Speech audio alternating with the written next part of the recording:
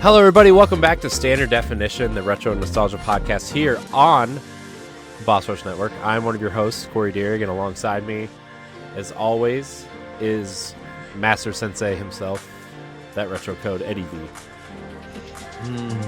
Ooze.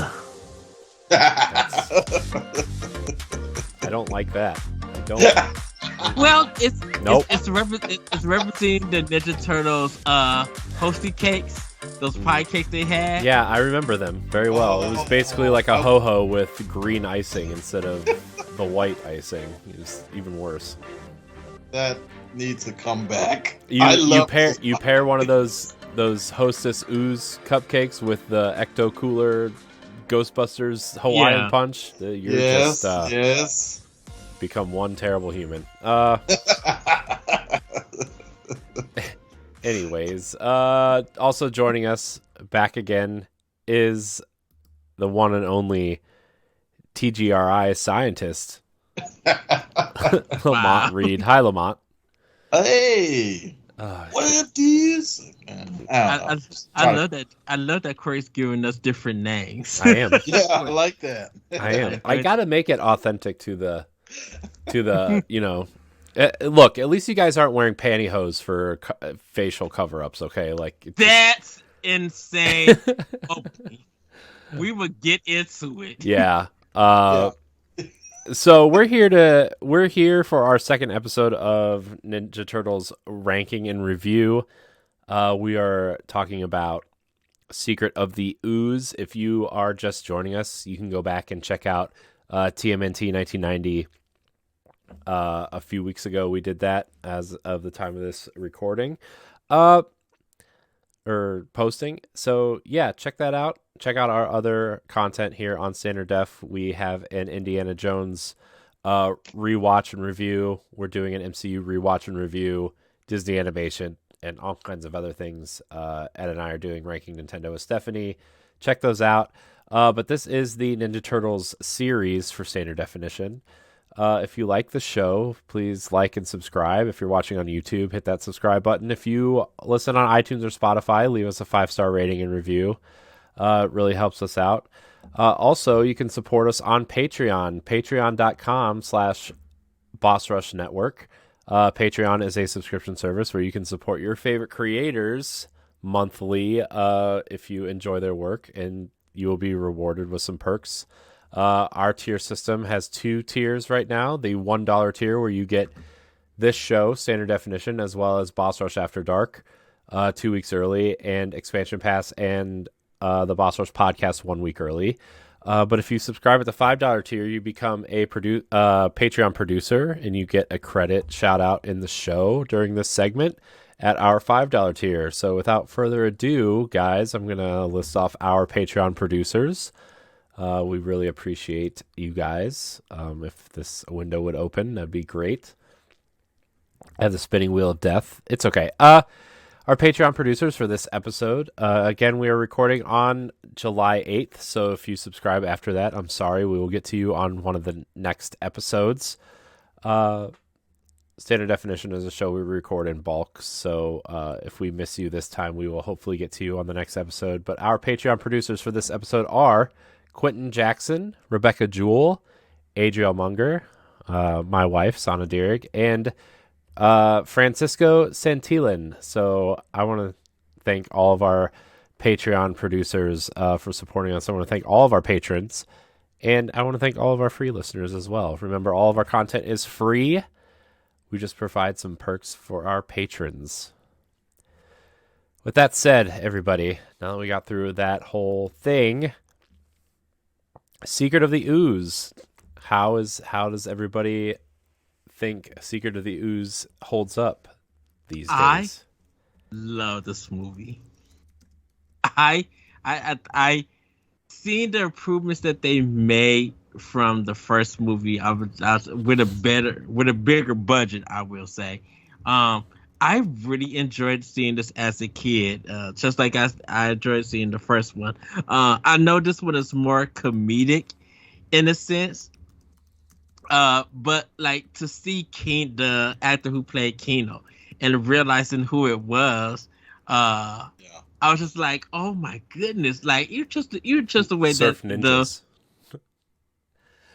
no, yeah. Well, he when I first realized, when I went back and looked at his filmography, he was the little kid in The Last Dragon, something Yeah. that we mentioned in.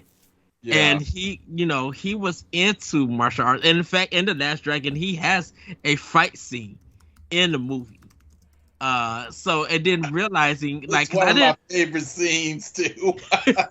yes, and so realizing that he was in this movie, because I didn't see him in a long time until like Turtles and Surf Ninjas. I'm like, oh, okay, wow, yeah. And then what was the one with the Rock, the Runaway, I think, or the Rundown, or something like that, when he was in the jungle and he was in part of the clan. I don't know. The Rock's in so many movies these days. I can't keep up. Oh, I feel like I know this, but I can't get off the tip of my tongue. He played as oh goodness, yeah, but I'll get to it. So Ernie Reyes Jr. He is the actor who plays Keno in this movie. But he played along. He fought against the Rock and the Rundown. That's what it was. The Rundown. When they were in the jungle trying to with it's the Rock, Sean William Scott, Christopher Walken, and Rosario Dawson. They had to get this artifact to save the town. That's such an odd cast. Yeah. So Ernie Reyes Jr. He started out the the Rock was just like didn't understand us. He had to show his strength, that and everything. So Ernie Reyes Jr. he gets this rope, goes all the way up to this tree, drops down, and starts fighting the Rock that way. And then he was just a buff like a mug, because we didn't see him after Secret of Ooze, or anything. Yeah, so, that's true. But yeah, this movie. You guys obviously didn't watch Surf Ninjas, where he used the Game Gear to. I see. Oh, I forgot about that. I seen Surf Ninjas. Oh my gosh, Surf Ninjas, Three Ninjas, and Ninja Turtles was such a 3-year period of my life. Anyways, LaMont, what about you? How do you feel about Secret of the Ooze? Oh, I loved it. There's so many things I want to say about this movie. I remember I didn't even get I don't know, but for whatever reason, I don't know if maybe I've just been bad this whole time and I wasn't even taken to the movies. But I didn't get a chance to see the movie in the movie theater. I saw it when it was first out in the cassettes. Mm-hmm. I mean, sorry, not cassettes, VHS tapes. And I was pretty much blown away. I mean, of course, I love the action. Yeah, everything was pretty much toned down. It was more lighthearted. At first, I was upset because there was no Bebop and Rocksteady. I kind of wanted them in the first one, and of course, they weren't in the second one. But then I was like, okay, I like Tokka and Rahzar too, And I remember the trailer. When I first saw the trailer of was that Donatello or Raphael who was thrown and flew in the sky and landed through a roof. Not in the. I know Raphael ended up in that concert, but the first, I think it was Donatello. I don't know. I remember seeing that trailer on TV and just seeing the turtles dance and everything. I was like, oh, okay, well this looks different. This looks funny. Of course I love the turtles, so definitely enjoyed this movie. And of course, it always makes me hungry seeing that opening scene we were talking about. Oh my gosh, we're gonna get to that in a minute because I have so many issues with this opening scene. It's not even funny. It's so like I get it, but also it's so cringy to watch now. It's so just Out of place. So I rewatched it today. I watched the first one and this one back to back, and they are two totally different styles of movies, right? I mean, like, yes, Secret of the Ooze is a sequel. Yes, the turtles look similar, although I think Donatello got a new suit, and I think Raph looks a little bit different. But Yeah. they like it's a sequel. They recast April, which we kind of talked about in the first one, because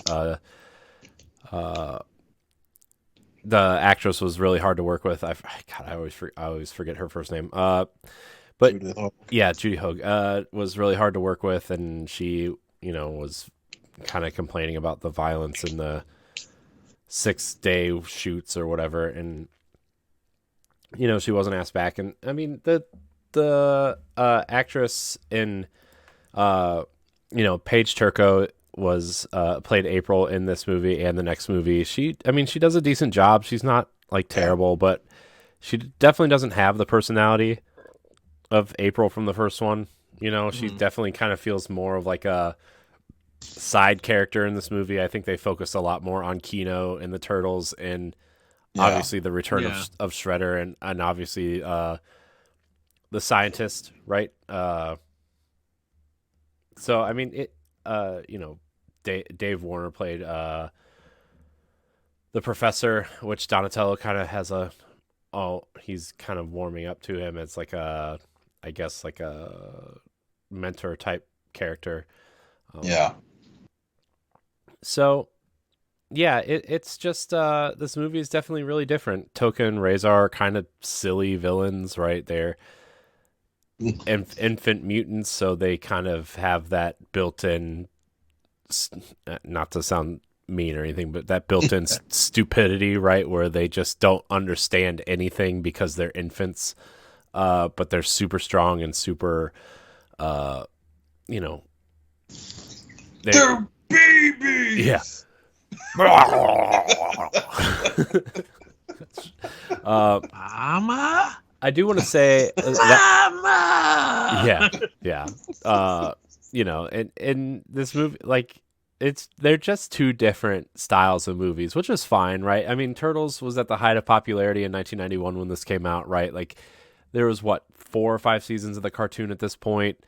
They fast tracked this sequel. Obviously, it was picked up by who distributed this? I had it brought up, and now I lost it. Golden Harvest was still the production company, but New Line picked it up as like a main kind of film for them. So yeah, they instantly doubled the budget, which honestly I don't see, except for the fact that you are just paying people to return and you're giving them more money, I guess. So the budget was about $25 million. Box office, I wonder if this was just domestic, because it seems really low compared to the first movie. It says $78.7 million, which the first one had over $200 million at the box office. I wonder if this was just domestic. It doesn't give any other numbers here for some reason. This movie, I think the plot is cool. I like exploring the Turtles' origins without it being an origin story, right? Because we kind of got the origin story in Splinter's kind of monologue or dialogue with April in the first movie, right? Like obviously they were trapped in the ooze, and Splinter became more human-like because he, was Hamato Yoshi's kind of pet, and kind of, that's kind of explained in the cartoons too, although it's kind of different. And then the Turtles, trained under him. And this is kind of exploring the ooze and how it works. And obviously TGRI is a major influence in this story as well, with them trying to clean up their mess, which obviously in the 90s, saving the planet was like this huge, huge thing, and it kind of shows them kind of messing up and trying to clean up their mess. Dandelions. God, I hate that guy. I hate that guy. Oh yeah. Those Dandelions, when he took it off, it sounded like, is that celery stick? Yeah. Like, what the? Yeah. It looked like some paper mache art class project is what it looks like. Yeah. So, but yeah, I mean, the whole movie is TGRI kind of cleaning up their mess, and the last canister of Ooze is stolen by Tatsu and the Foot Clan, and Shredder comes back after being crushed by the dump truck, which we really didn't touch on in that last episode, which maybe we should have, but it's fine. We talked about Splinter throwing him off the roof. But the, Shredder comes back. His helmet is more, I would say it's more scary and more cartoonish at the same time, right? Because it has all these blades on it, which looks scary at first, but then when he puts it on, it just looks so cartoonishly silly. And then later, obviously, when he becomes Super Shredder, is like the ultimate cartoony, right? Like he's just, And I was like, his suit is more like purple. Yeah. I don't know why they went that route. I don't know. Probably because he's purple in the cartoon, right? I mean, yeah. It was where like you come back and I don't know. I'm a fan of continuing where you left off. Yeah. I mean, you had a black suit when you fell in the dumpster and you come out with I don't know. That's just I got lots of things to say about this movie, but yeah.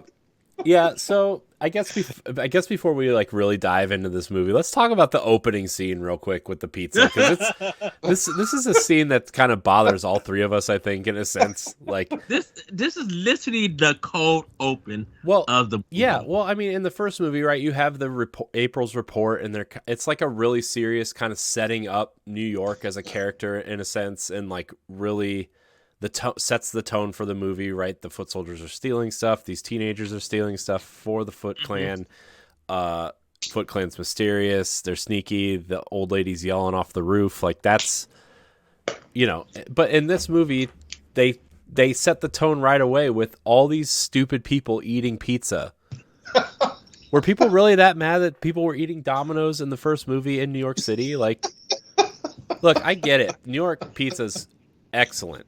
It has ruined 90% of other pizza for me, but Domino's is great garbage pizza. Okay, everybody. It's not like... Well, it was the 90s. I know.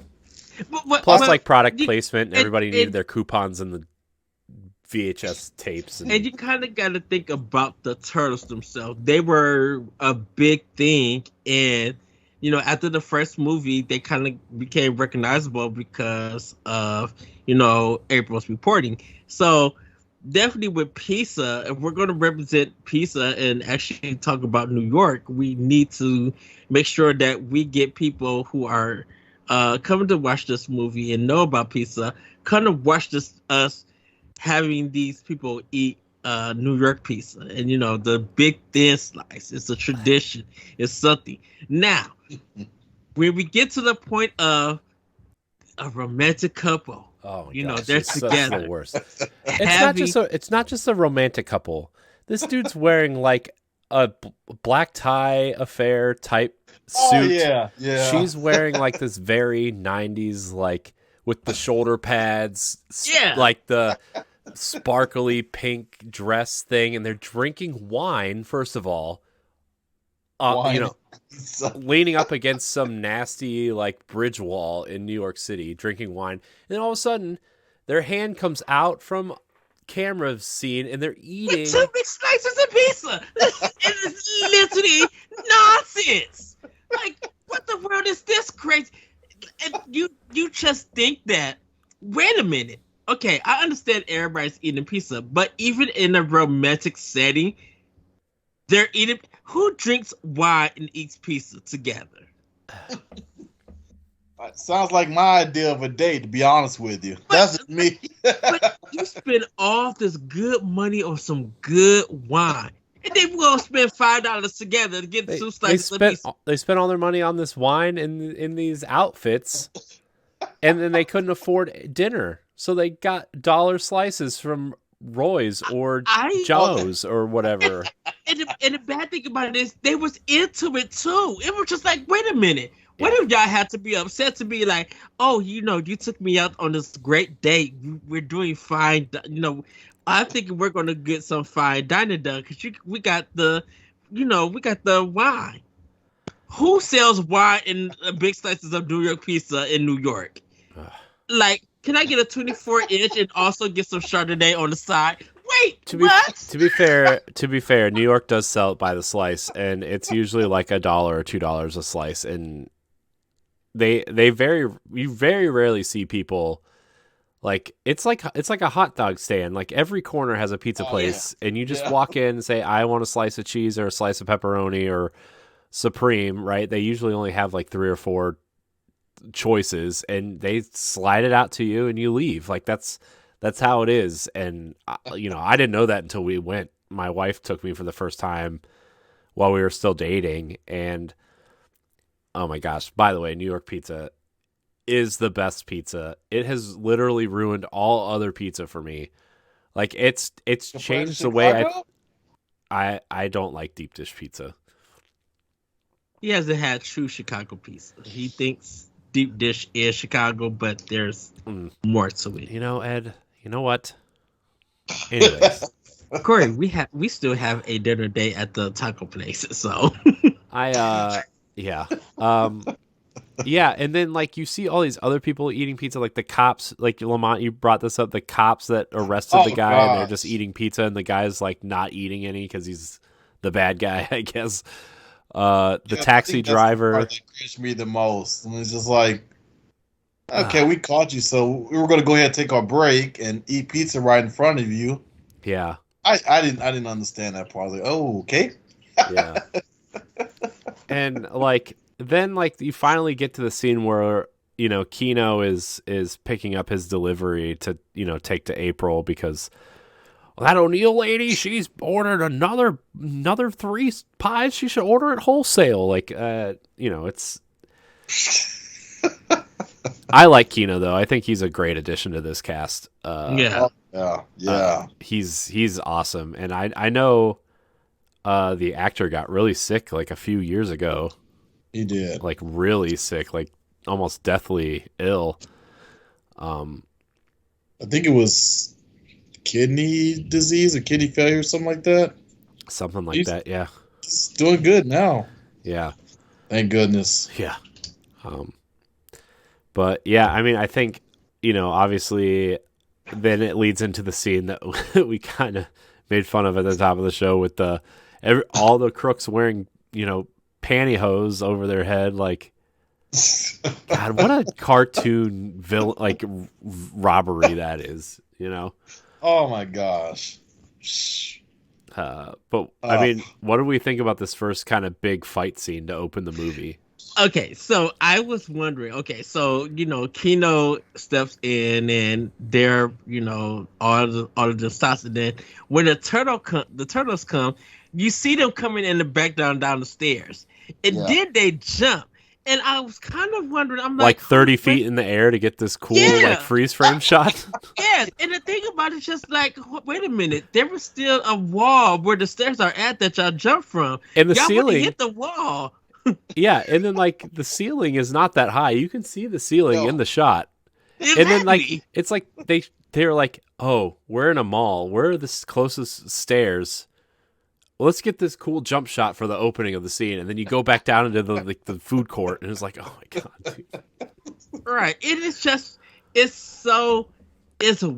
wacky, and I understand what they're going for with this, but I was just like, oh, what? Like, yes, the freeze frame to showcase, hey, the Ninja Turtles are back.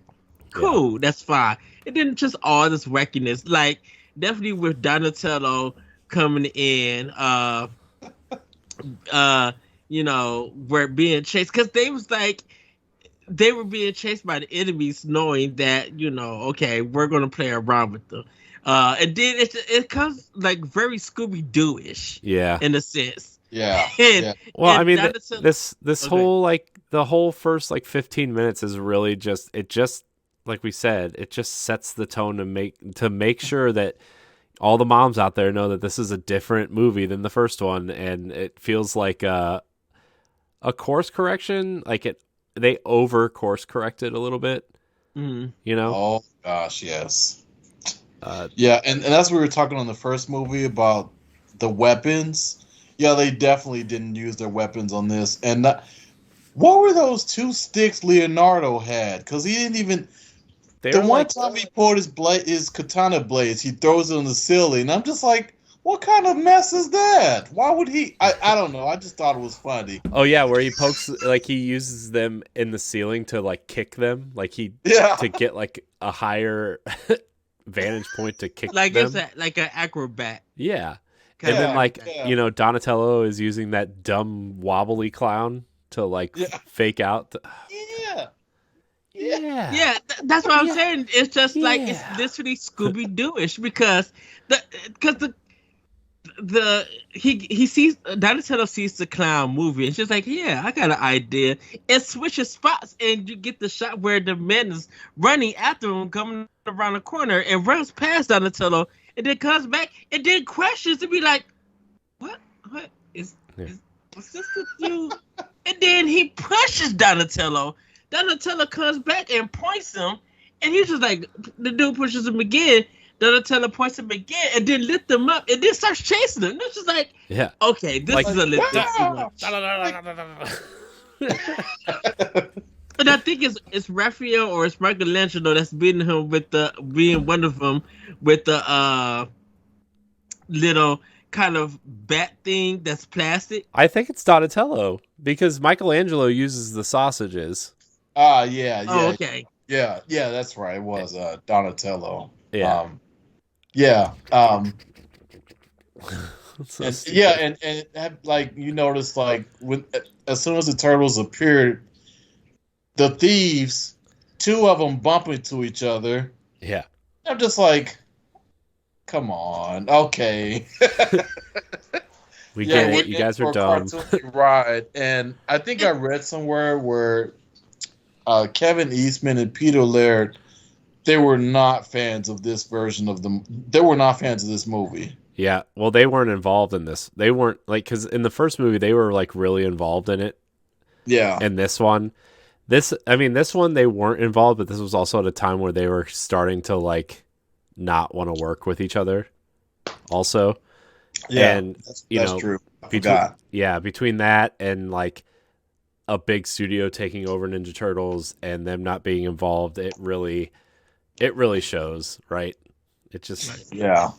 And I think it is kind of like producers' influence. Like they had to get things right, so when they sent it to the MPAA for the ratings and stuff, that they actually get this G, and they meet those parents' requirements, so they wouldn't be displeased. Because definitely, it's still a business. Yeah. And if they continue to do what they were going to do, they may have got a PG-13, which might have hindered parents bringing their kids to this movie to go see it. So they had to literally play everything up, and stuff. But I think the intro kind of sets up the movie, the tone of the movie, that it's going to have comedic, but it's also going to have that ninja presence that you guys enjoy from the first movie. Yeah, and I think that opening scene too, like this whole opening kind of maybe like 10 or 15 minutes is like, I think it's definitely the silliest part of the movie, right? I mean, the rest of the movie kind of feels more of a lighthearted version of the first movie, right? Like it's not it's not as dark, but it has the same type of like, okay, the turtles have their personalities, and Shredder's still kind of scary, and they're still hiding, and I don't think it feels as grounded as the first movie, but like it still feels like a sequel. It still feels like a sequel. This opening was definitely the silliest part, aside from like the dance club scene, which we'll get to. Yeah, definitely with April coming home to her department, and because the turtles are living with her, and she's able to go around and be like Donatello, Raphael, Michelangelo, and Leonardo, and Splinter's upstairs at the top, you know, talking and everything. Yeah. So yeah, I mean, April, like we said at the beginning, I feel like she has less of a part to play in this movie, but she does introduce the professor, which is a pretty big part of this movie. Professor Perry, played by David Warner. He works for TGRI, and obviously this is where the story kind of centers around him and the ooze canisters. And I would actually say the next kind of big scene is the turtles kind of going into the lab to find the last canister of ooze, and they are fighting the Foot Clan there, right? Yeah. And they're like throwing the ooze like a football, and it's like a back and forth silly kind of thing, and they don't use their weapons in there either, right? I think Donatello is the only one that uses his weapon in this scene, and I think he trips someone. Yeah. I noticed Donatello has the most acrobatic moves in the entire movie. Yeah, which is a big change from the first movie, right? Because we kind of mentioned that Donatello kind of felt like he was the turtle that got lost in the shuffle. I mean, not that he didn't have any parts to play, but like all the turtles kind of had their moments, and obviously I think the story kind of revolves a lot more around Raph than anybody. But yeah, Donatello definitely has a bigger role to play in this movie. And he, like I said earlier, like he has a really good relationship and a fondness for Professor Perry, and I really like their relationship in this movie, especially when they're in the train station and trying to make the formula to kind of eliminate the mutation from Tokka and Rahzar. Like that's a cool moment, and they like drop the pizza in there, which is really funny. And then they make them into donuts for some reason. Glass. Yeah. We put the. Yeah. Yeah. So yeah, what do you guys think of the professor and like that whole scene where he starts to become kidnapped, and the Dandelion obviously is a big joke, and the professor being kidnapped and the turtles kind of going to get the last canister of ooze? Well, I thought they was with the doc. It's just like, the professor was Baxter Stockman. He had the look and he had somewhat the voice playing it. So I thought he was going to turn into the Fly for Baxter Stockman. But no, they had different plans. So I think what they did with this one, they were trying to still go original with different characters this one. The Dandelion one, it was just like, okay, they were... It looks like they were building something in that area, or they was doing some kind of research, and they kind of seeing like why these dandelions are so big. And so when the one news reporter like looks out, or helper I should say, goes in and cracks it, and he brings it back, and then we see Shredder come back. It was just like, oh, you didn't know that that was going to be the twist, that the guy was actually working for the Foot Clan. Right. Yeah, he's like the guy on the inside. Yeah. He seemed so proud when he gave Shredder that dandelion. He just sat there like, yeah, I did something right today. Yeah. Yeah.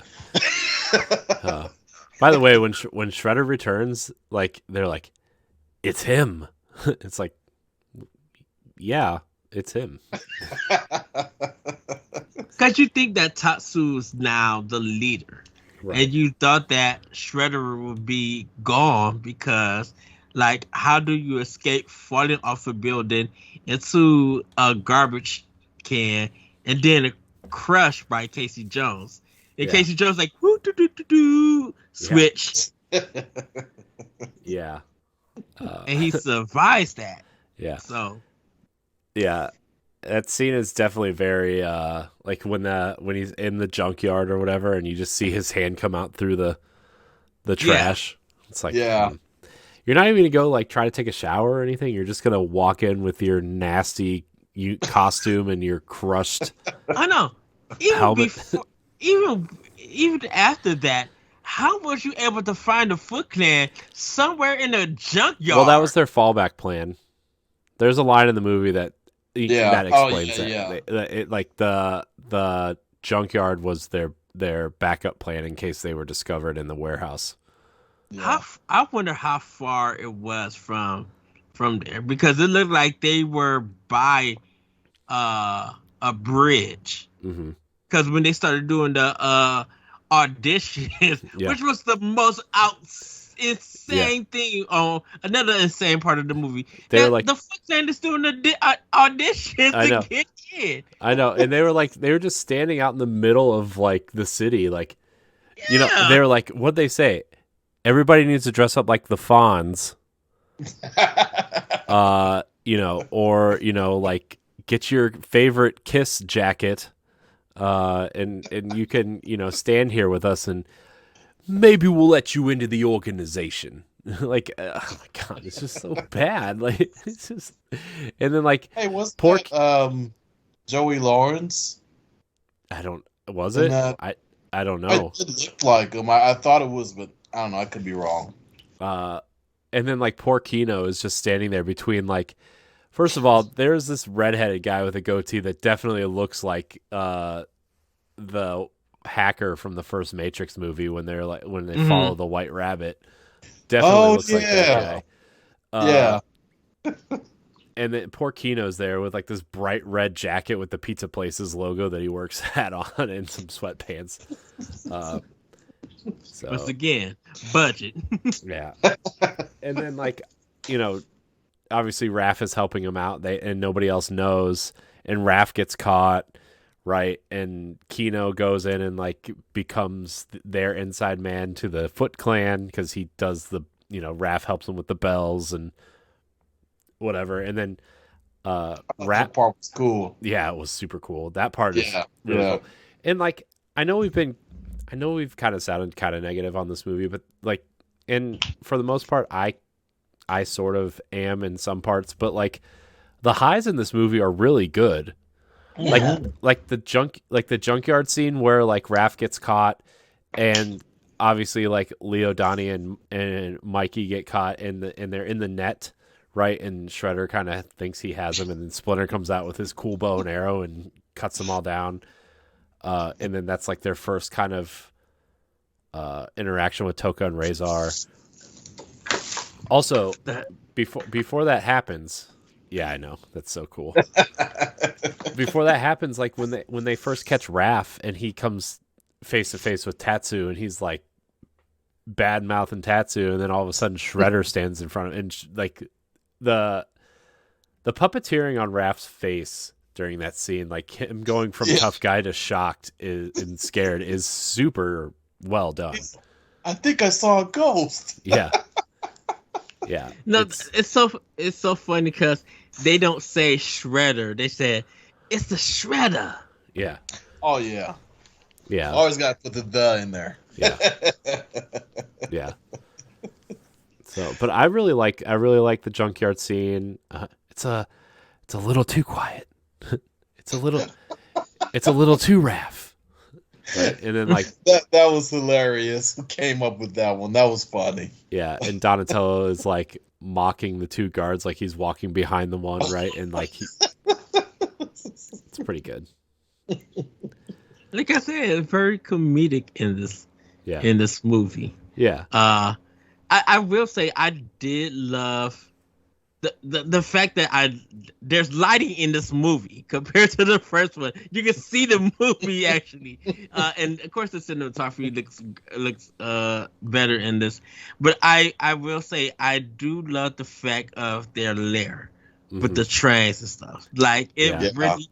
Yeah, it is a set, but it's a better looking set lair for them. It's a great looking set. Like you can't. It's like sometimes you can tell these definitely look like sets. This definitely looks like an abandoned subway station. You know, it's very well done. It's well lit, like the cobwebs everywhere and like the broken lamps and stuff, and just stuff scattered everywhere like it's abandoned. It's super cool. Yeah, yeah. I'm a huge fan of this lair. I mean, the first lair you really didn't. I mean, 'cause like you said, it was just too dark. You really couldn't see. All you saw was like Danny a hiding in the chair, closet. a pillow, and yeah. You couldn't really see it that well, but yeah, definitely. I love the set on this one. Yeah. Yeah. It's super cool, and it's I like the idea of them like living in this subway station and them kind of having their own cars where they can kind of like it's their space to get away, like to meditate or train or obviously science experiments with Donatello and stuff. But yeah.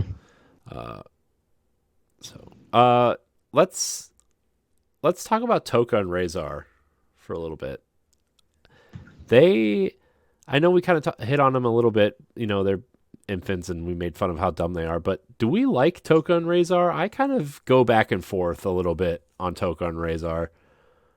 I like them. I don't have a problem with them. I like the fact that they are, just because they've been mutated, they're not, educated or like they know everything. Because that's what I think Shredder idea was, that when they get mutated, of course he's going to be able to think that he could control them, but he really can't and stuff.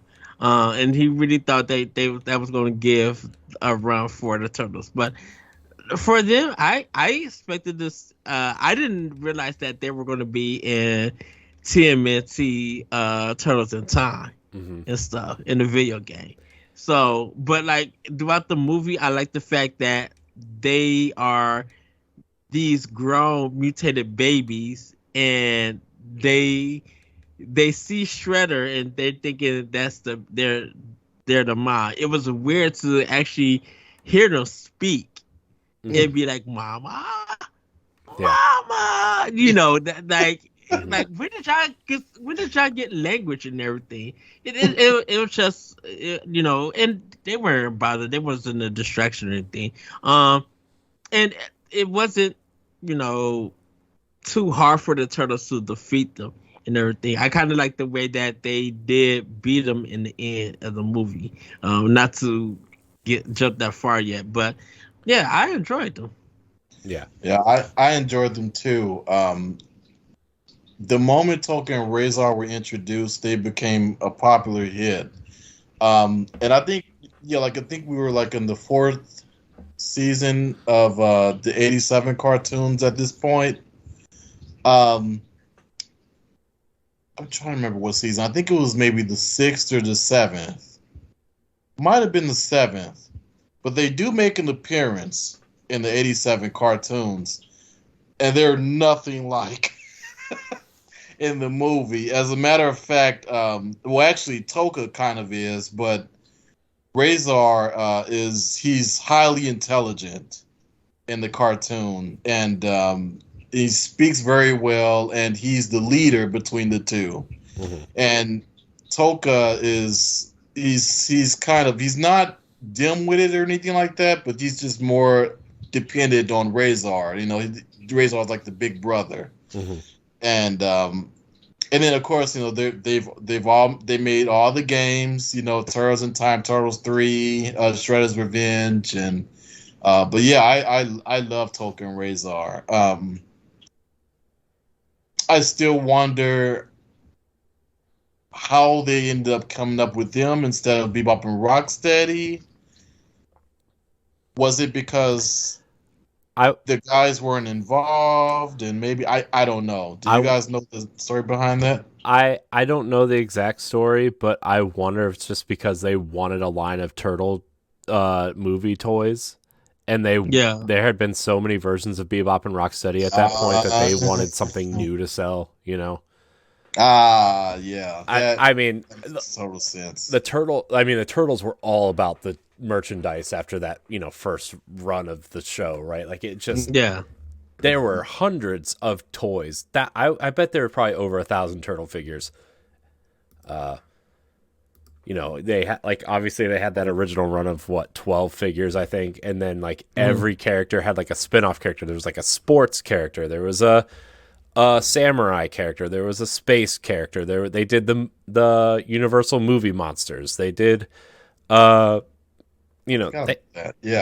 did cowboy characters. They had so many different versions of these characters. They had the ones that had the action button on the back. They had ones that came with little pizza shooters, they had the ones that transformed, right? Those ones were just the coolest ones. Splinter was the van, which is hilarious. So, for me, this is we need more merchandise to sell out of anything. I'm going to look it up, though. Why did Secret of the Ooze use Tokka? What is it? Tokka and Rahzar? I think it was just to have, once again, original characters in this one. Like Casey Jones, yes, he doesn't make an appearance in this movie. Travesty. Still thought that was weird. How do you not have Casey Jones? I don't know. Well, he had other projects or something like that going on. Yeah. The entire reason Tokka and Rahzar were created and appeared in Secret of the Ooze was because Peter Laird and Kevin Eastman were not fans of Bebop and Rocksteady in the cartoons. Really? Yeah. Because Bebop and Rocksteady were products of the cartoon series and not their original comic vision. Interesting. Huh. Well, that makes sense because they aren't in the original comics. No. Interesting. So they decided not to have them in the movie. Yeah. That's doesn't make that kind of conflicts with the story that they weren't involved at all in Secret of the Ooze, which is why they didn't like it at all. But yeah, I don't know. Interesting. Well, they probably have approval rights to say that they had to read the script or something and be like, okay. If they didn't like this movie, I wonder what they thought of Turtles in Time, the movie. I had not one idea. But yeah, what does everybody think about the pre game donut? Well, I was wondering. I was just like, hold on, is that a donut with Ice Cube in it? Yeah. Yeah, because it doesn't look like anything. It just is like, oh, this is this gray piece of garbage in my donut. Right, and how did they get that big old ice thing into a donut? I was just like, well, hey, hold on. My thing is that goop looked like icing. Why didn't they just put icing on the donuts? Why did they make it in these chewable cubes that are very noticeable? But they had to digest it, and then they started burping and everything. And I'm like, huh? Okay. Yeah. That makes sense. They could have just said it was green icing on the donut. But it didn't even. The thing about it, it didn't even look green. It looked clear when you look at it. Yeah, like the little ice cubes there, they were clear, but that green goop that they poured in that Bart Simpson glass. That Bart Simpson glass, by the way, in that scene is just... It's so funny, because it's just so random. Yeah. Because of the Cowabunga. Oh, They was playing homage to Bart Simpson saying Cowabunga. I didn't know. I've never watched The Simpsons, so I didn't know that. Oh, gosh, yeah. Yeah, and so Tokka and Rahzar were kind of unleashed into the city, right, to wreak havoc, but it was literally just a telephone pole and some scratches on the building, right? They didn't really do anything else. The old couple, shout out to the old couple in this scene, by the way. But what do they do? What do we do if they come over here? Tell them to get their own cab. That's the thing about it. Folks was not fazed by anything. I know. They're just like, what are these things? They're just whatever.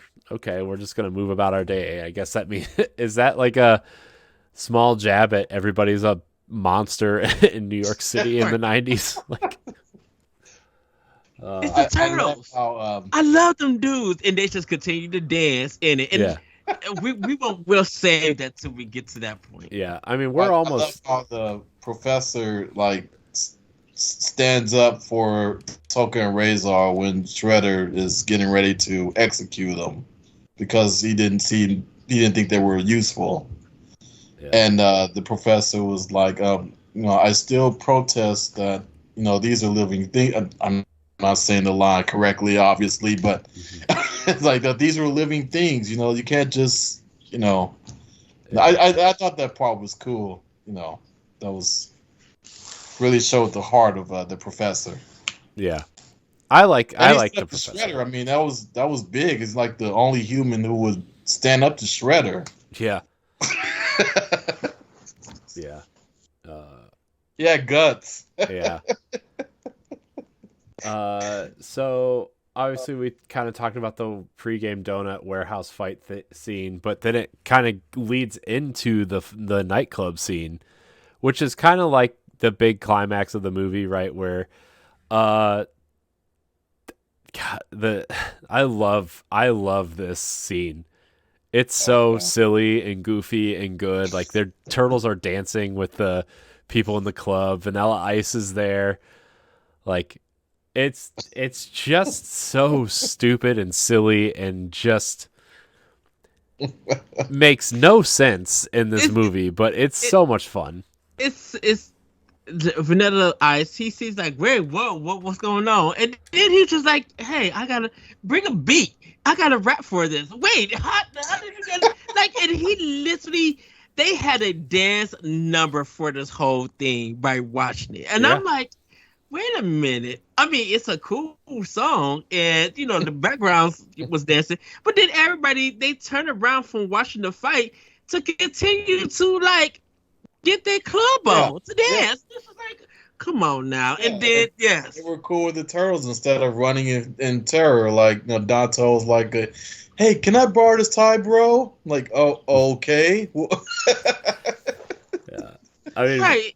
Like Ed said, Vanilla Ice is just like, he has this whole rap ready to go, and like he's just like watching them. And he's like dancing like while they're fighting in the middle of this club. And at the time, Vanilla Ice was one of the biggest rappers at that time because of Ice Ice Baby. So to have them in this movie, I wouldn't even expect them to have hip hop in the Turtles universe at all, because of like the past soundtracks. They're teenagers and they're in this like club, and you would just think, like, okay, I'm in the club. I'm thinking of house music. Definitely, I don't think Streets of Rage 2 was out yet around the time this movie came out. But you would kind of think that, you would want something danceable. No, it's Ice. It's Vanilla Ice. And they're doing, like, he's in the middle of a song. He gets out of that song to start doing his song for ninja rap. Yeah. And it's just like, oh, okay. This is weird. And then what club was by a pier? This one. This one. It did to make it even crazier. They turned the volume up. One of the Turtles string, I think it's Michelangelo or maybe Raphael. They string the guitar and blow Shredder out of the club, and you hear down into the, like, this is nonsense. This scene high-level escalates very quickly. Like it goes from them like fighting Tokka and Rahzar to dance fighting to like, you know, eliminating Tokka and Rahzar with the fire extinguisher after they eat these donut cube things, and then like Ed said, like blows Shredder. Like Shredder shows up and they blow him out of the club with this. Like, I mean, he's threatening to like stab this girl or whatever. Is that? Oh yeah. I kind of just don't remember the scene where he has the girl hostage or whatever. But like he has the last kind of bit of the ooze, I guess, and then he like drank the whole thing. Yeah.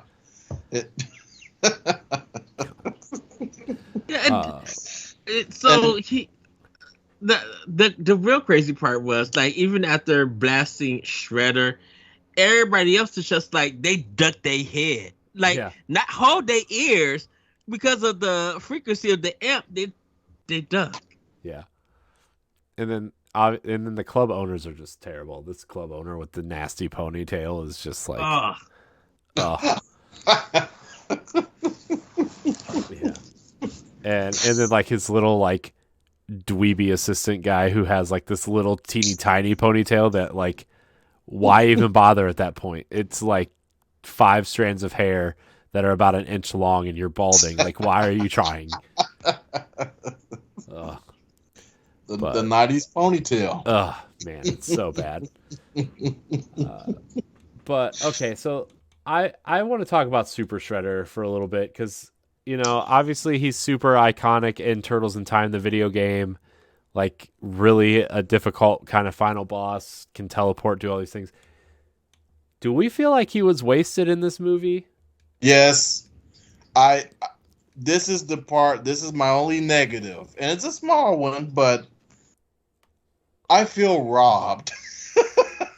Because here you got this Super Shredder, and there's no fighting. Yeah. There's no fighting at all. Also, why does his suit mutate? Why does his suit mutate? He just has this new suit out of nowhere.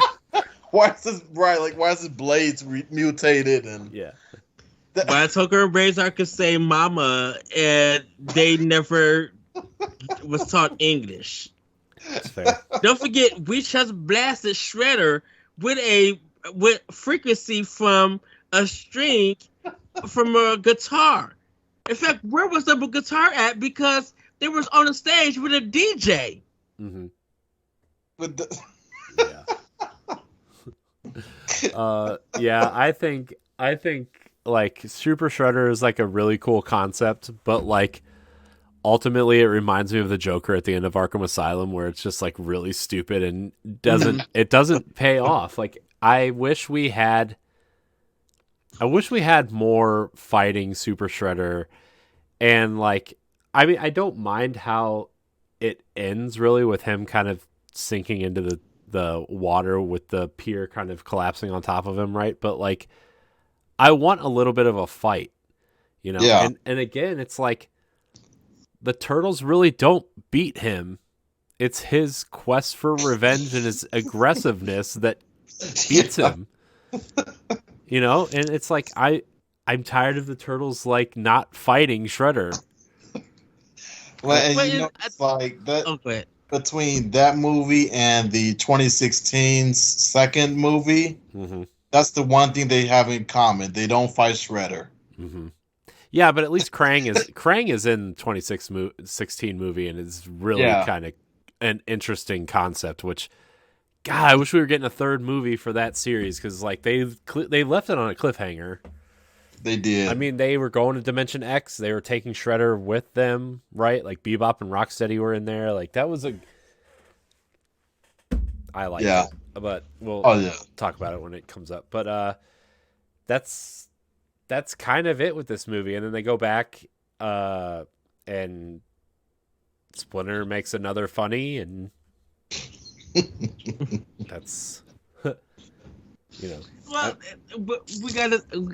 I know we skipped over, kind of like Keno's part when he like meets the turtles and stuff.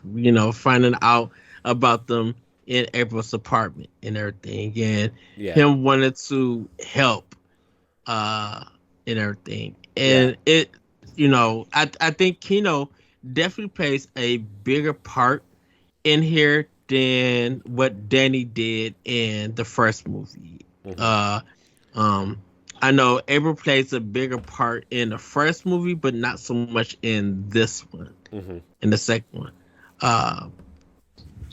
But like Keno, he was a key component of seeing the Turtles, because like he was able to hold his own. I know he knew martial arts. The Turtles knew that he knew martial arts. Splinter knew that he learned martial arts and everything.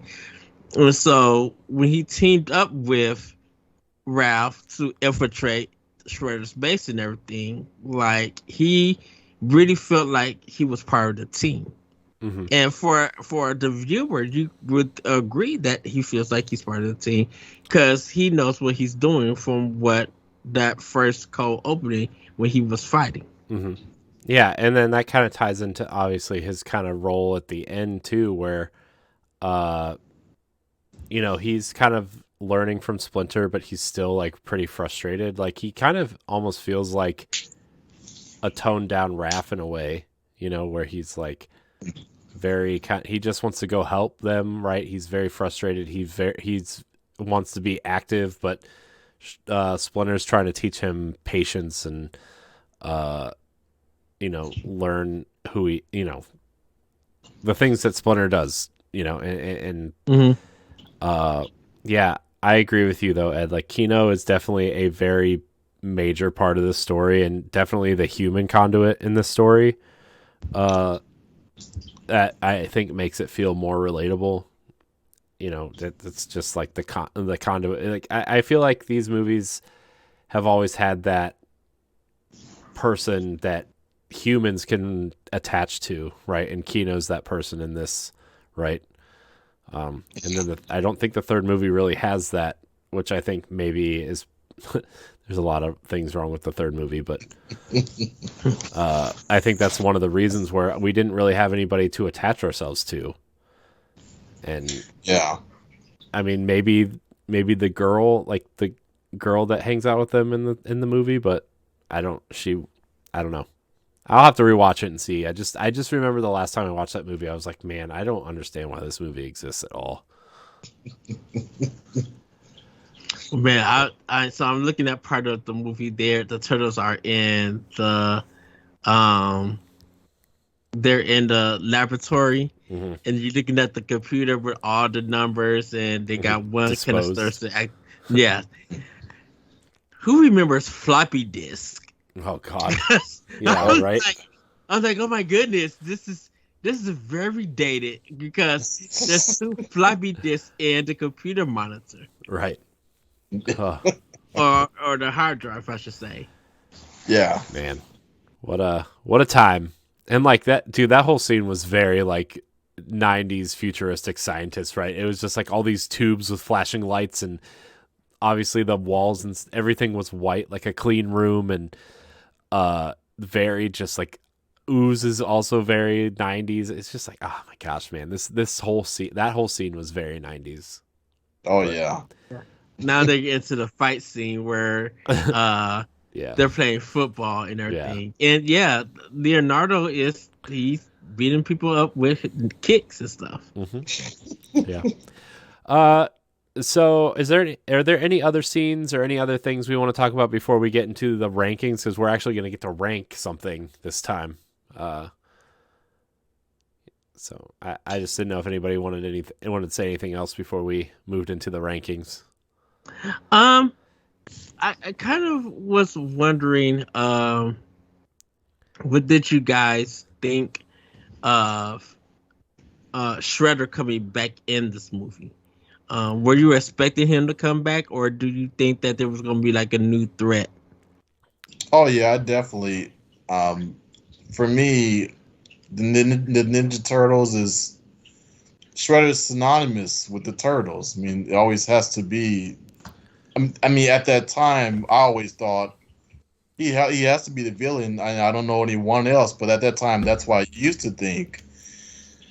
Now, if you were to make the same kind of movie, I mean, yeah, like the first movie, you could have Shredder, and in the second movie, you could have Krang or his daughter Karai, or you can have other villains in there now. Yeah, I mean, I think at the time, kind of piggybacking off Lamont, like Shredder and Krang were really the only major villains in Turtles at the time, right? I mean, you had like the Monster of the Week, right? Like the Pizza Aliens or Rat King or Leatherface or someone like that. But like now you have like, I mean, you look at TMNT, the animated movie, like Karai was such a big part of that movie, and I think she could be a really interesting kind of foe for the Ninja Turtles as well. I mean, I just think there's so many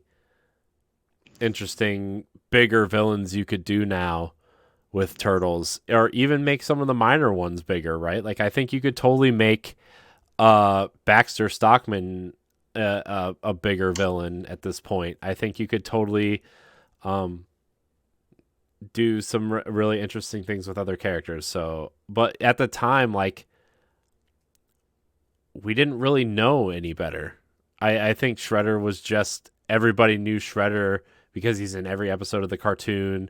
And Bebop and Rocksteady they're not big enough villains to be their own villains, right? They need Shredder to be the henchman, right? And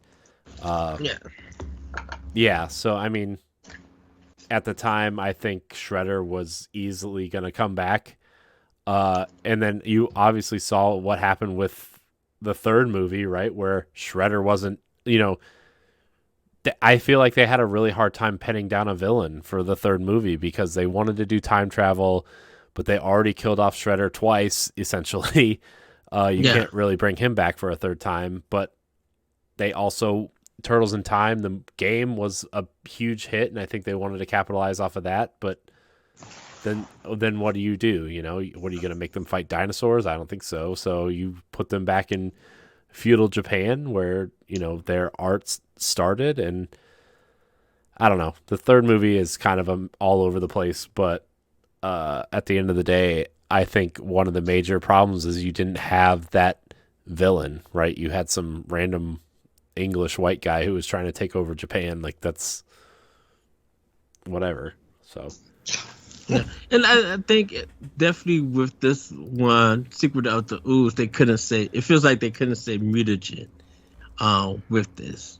Well, I think at the time they really had a hard time using the word mutant because it's Marvel's trademark. And I think the only reason why they use the word mutant and mutagen, or use the term mutant, is because it's used in a string of words and not necessarily just a word, because like the word mutant is not allowed to be used by anybody except for Marvel in like movies and stuff because of the X-Men. Yeah. And mutagen is also another term that Marvel owns, I think, and I think that's why they use the word ooze and stuff. So I don't know. I don't really know how all that stuff works. I just know that the term mutant is a word that a lot of people can't use because of Marvel. I didn't know that. Wow. Yeah, and ooze is probably more clear when it comes to kids coming in to watch this movie and everything, because like Secret of Ooze isn't a violent movie. It's really suited for kids as a comedy romp, and I think kids probably felt like, yeah, it's good, but we were expecting, with the fights, for them to use their weapons, because that's what we know the Ninja Turtles for, is to use their weapons. And because I think kids didn't recognize all the complaints and stuff that were happening around the first movie. Kids were just like, we got a second movie. It's the Turtles are back. I can't wait to go see it. You know. Yeah, and it just a lot of the villains for Turtles just they always seem like they always just feel like a monster of the week type of thing. I still think like really the only other kind of major villain outside of Shredder and Krang is Karai. Like I mean, I guess you could bring the Triceratons in, but like that kind of feels like its own thing. And heading into the third movie, like you've already established that these movies are somewhat grounded, So, and you're not going to bring Krang and aliens in because like the technology is terrible and you don't want some sort of weird Starship Troopers knockoff, really. Oh, the CGI effort would have been horrendous. Yeah, and you already did the mutant thing with Tokka and Rahzar, so you're not going to bring in Bebop and Rocksteady. I mean, they could have done this. Like I said, they could have done the same thing with Baxter Stockman. But then, at what point are you just kind of rehashing storylines you've already told? So, I don't know. I think the animated movie, in a sense, made the right call in using Karai as like one of the villains in the movie. I wish she would have been the focal point of that movie, but we'll get there when we get there. But why don't we rank this movie, guys? Right now, obviously, the first movie is the only thing that we have. Where do you guys think this movie is better or worse than the first movie? I think this is better than the first movie. Go ahead, LaMont. Oh no, sorry. Now it was clearing my throat. Oh, I think this is better. This is better. I think it's a clearer story. I think there's a lot of laughs and more memorable lines in this movie. Adding Keno to it, Vanilla Ice. Something about this like really feel like it's a kids movie. There's a lot of improvements to it over the first one, even though the first one was really independent and they had to use what they were allowed to use. This one, when you see Splinter talking and moving and everything, like that's, you're able to see that. It's just not like a puppet just standing in one place talking and stuff. That just feel like it was more realistic in a sense, even though this is a fantasy of a movie and everything. The fight scenes are not as good as the first movie, but what they had to use to for the turtles to fight these enemies and stuff was choreographed well and everything. But overall, I think this one was better than the first one. As wacky and insane as it is eating pizza and drinking wine, or the craziness of the club scene and stuff, I think this movie was very suitable for kids. And watching it now again and again, I still enjoy it. I can't really nitpick or anything and stuff. So I think it's better than the first movie. So I would say this was one, and the first movie is two. What about you, LaMont? I don't think I've ever considered the second one better than the first. Well, I guess I kind of do, but I guess I just kind of put them two in their separate, equal, ratings. Not really better than the first. The first one, of course, I always found myself just amazed, entertained, touched. With the drama and the action and everything, some laughter's in there. The second one was definitely just more laughing than anything else. like I said, though, man, if they could just pull off the fight with Super Shredder, that would have been epic. But no, I don't know. But yeah, I still love them. You know, they're I feel like you think they're the first awesome. one is. I think you think the first one, the original one, is better than the second one because the first one has heart to it with the first one, and the second one feels like they had to appease. They had to appease to people, like definitely with the Yeah. moms and all of that, to make sure that this movie could come out and everything. So it feels like a very don't what I, it still feels like this is an independent movie with a with like I said with a bigger budget, but they did this movie and took out a lot of stuff just to appease people so people could come see it, where the original one just feels like, yeah, this is independent, but it was creative with what they had to use in Mm-hmm. order to get this movie done. Mm-hmm. So Yeah. Well, you gotta pick one. Gotta pick one. I mean, I probably Okay. don't break my All right. heart. I'll go with better. I'll go with better. This one's better than one. You know what? I will say. Sorry. I Oh, will no. say this. No, I will say this. I feel like this movie professionally in cinematography looks better than the first one, but in reality, I think the first one is better than this because of what I just said. That the first one has heart and it's original. The second one is just appeasing to it. I think it's just like looking at the production of the second one is better than the first. So that's what I was coming from that viewpoint. But if Oh, I go back and look at it, I'm going to watch the first one and I'm going to laugh and enjoy myself. I will do it for the second one, but like the first one, I'm like, I need to watch this first one with friends and have a great time with them. So I would change my answer, and if you guys are fine with it, I will put the first one as number one, the second one at underneath it. and that's where I'm at with that. Great.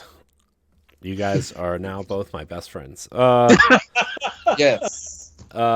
So now that we've ranked the movie, where do we rank the theme song? The theme song is number one. Ninja Rap, I'm sorry, it's number one. It's catchy, it's memorable. Whatever you think of Vanilla Ice now, that's fine. During that time, you cannot you when you see the cover of Secret of the Ooze, that's the first thing that comes to mind. Oh Yeah. yeah. Yeah. Yeah. I remember reading about the production of the movie, and people were getting frustrated because, well, Vanilla Ice is there, and you can't really concentrate and do the filming because everyone is just standing there watching them. You know, Yeah. he was a distraction. He was a big deal back then. He was. All right. Well, here's our official rankings through the first two movies, everybody.